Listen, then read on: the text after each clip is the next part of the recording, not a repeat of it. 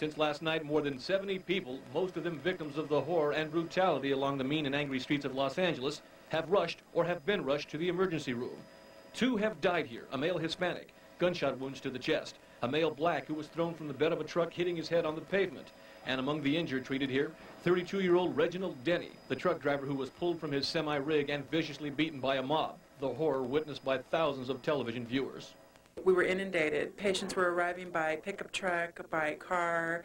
As you know, I think the driver of the big rig, the semi, was brought in by a Good Samaritan who drove that truck in with the guy in the truck, unconscious, unresponsive. I've worked here for 10 years. I've worked at county facilities. I trained at a county facility, and I've never seen anything like it. You can see the building right directly across now that we were talking about, where we had the smoke coming out of the vents, is fully involved now, and it's burning right out onto Santa Monica Boulevard. And this is terrible.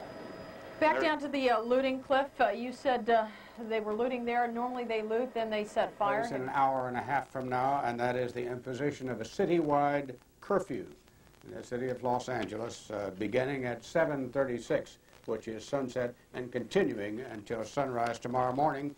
This is a map of the city of Los Angeles, the shaded area being the areas where the curfew is in effect. That is, in fact, the city limits of. There are shocking parallels with what is going on now and another riot several years ago. The Watts riot began on a hot summer day in 1965 with the arrest of a young black man for drunken driving. A crowd gathered and violence erupted when CHP officers then tried to arrest a woman who they thought was spitting on them.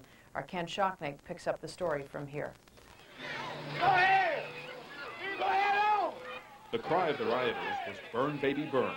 They torched one building after another with Molotov cocktails. Many of the stores burned to the ground were owned by Jewish businessmen back then, not the Koreans who figure so prominently in the same neighborhoods today. This was the darkest period in the history of Los Angeles until some 27 years later, when history began repeating itself. They don't care. They know it's illegal. They don't care. But I'll tell you what happened moments later. The Korean merchants and store owners who own that shopping complex, they were talking to me for a moment. They said they were fed up. They walked away. Next thing I knew, they walked out of their stores. 3 of them were holding guns, and they just started firing at everybody and anybody.